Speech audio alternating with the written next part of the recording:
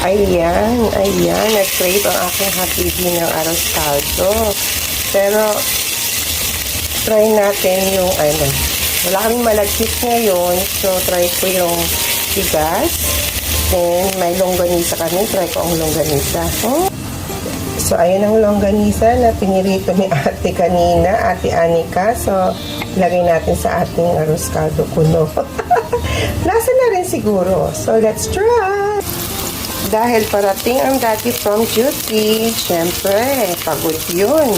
Lalo't nasa Alcoa na siya ngayon sa pagluto natin ng kanyang gustong arroz caldo. Ayan, nasunog na aking luya at bawang. Okay lang yan para amoy na amoy ko na ang luya at bawang.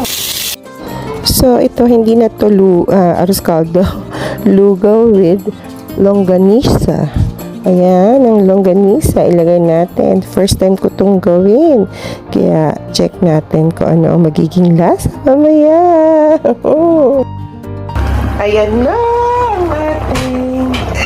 So, eto na po. Rachu! Ang longganisa. Ready to eat. Okay na to.